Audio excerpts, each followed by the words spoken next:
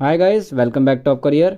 मैं एक बार फिर हाजिर हूँ नए टॉपिक के साथ। आज हम बात करेंगे कि नर्सिंग ऑफिसर कैसे बने। नर्सिंग ऑफिसर बनने का पूरा प्रोसेस आपको इस वीडियो में बताया गया है, तो वीडियो को एंड तक जरूर देखें और जानेंगे कि जीएनएम करने के बाद भी नर्सिंग ऑफिसर बन सकते हैं। ये सारी जानकारी आपको स्टेप बाय स्टेप मिलेगी। तो आइए शुरू करते हैं। नर्सिंग ऑफिसर बनने के लिए आपको किसी भी मान्यता प्राप्त विश्वविद्यालय से बीएससी नर्सिंग कोर्स कंप्लीट कर लेना है। कोर्स पूरा होने के बाद किसी भी हॉस्पिटल में 2 से 3 साल की इंटर्नशिप ट्रेनिंग लेनी होगी, क्योंकि नर्सिंग ऑफिसर बनने के लिए आपका 2 साल का एक्सपीरियंस होना जरूरी है। इसके बाद ही आप नर्सिंग ऑफिसर के पद के लिए अप्लाई कर सकते हैं। अक्सर हॉस्पिटल में नर्सिंग ऑफिसर की वैकेंसी निकलती रहती है, जिसके लिए आप अप्लाई कर सकते हैं। नर्सिंग ऑफिसर बनने के लिए रिटन एग्जाम और इंटरव्यू से गुजरना होगा। इसे क्लियर करने के बाद आप फिर एम्स जैसे सरकारी हॉस्पिटल या प्राइवेट किसी भी हॉस्पिटल में नर्सिंग ऑफिसर के लिए अप्लाई कर सकते हैं। अगर आप किसी गवर्नमेंट हॉस्पिटल में नर्सिंग ऑफिसर बनना चाहते हैं तो आपको नोरसेट एग्जाम क्लियर करना होगा। उसके बाद ही आप नर्सिंग ऑफिसर के लिए अप्लाई कर सकते हैं। और नोरसेट एग्जाम आप तभी क्लियर कर सकते हैं जब आपके पास 2 से 3 साल का एक्सपीरियंस होगा। नोरसेट एग्जाम साल में एक बार कराया जाता है। उसका सिलेक्शन आपका रिटन एग्जाम, डॉक्यूमेंट वेरिफिकेशन और मेडिकल टेस्ट के जरिए किया जाता है। नर्सिंग ऑफिसर बनने के लिए आपकी जो एज लिमिट है वो मिनिमम 18 साल है और मैक्सिमम आपकी एज लिमिट वो 23 साल है। आइए आप जानते हैं नर्सिंग ऑफिसर के क्या क्या काम होते हैं। तो नर्सिंग स्टाफ की भर्ती करना, अलग अलग डिपार्टमेंट और वार्ड में स्टाफ नर्स की ड्यूटी लगाना,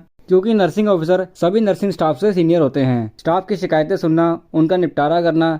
नर्सिंग ऑफिसर को पेशेंट की भर्ती से लेकर डिस्चार्ज करने तक की रिपोर्ट तैयार करने का काम नर्सिंग ऑफिसर का होता है और रिपोर्ट अपने सीनियर को भी देनी होती है। अब हम बात करें जीएनएम के बाद आप नर्सिंग ऑफिसर कैसे बन सकते हैं। तो जीएनएम कोर्स करने के बाद आपको नर्सिंग ऑफिसर बनने के लिए 2 साल का एक्सपीरियंस आपके पास होना चाहिए। उसके बाद आप नर्सिंग ऑफिसर के लिए अप्लाई कर सकते हैं। अब बात करते हैं नर्सिंग ऑफिसर की सैलरी के बारे में। तो नर्सिंग ऑफिसर की जो सैलरी होती है वो नर्सिंग असिस्टेंट के मुकाबले ज्यादा होती है। नर्सिंग ऑफिसर की जो एवरेज सैलरी होती है वो प्राइवेट हॉस्पिटल में 20,000 से लेकर 30,000 तक होती है। और वहीं अगर इनकी गवर्नमेंट हॉस्पिटल में जॉब लगती है, जैसे कि एम्स जैसे हॉस्पिटल में, तो इनकी जो एवरेज सैलरी होती है वो 40,000 से लेकर 45,000 मंथली होती है और इनको सरकारी सुविधा अलग से मिलती है।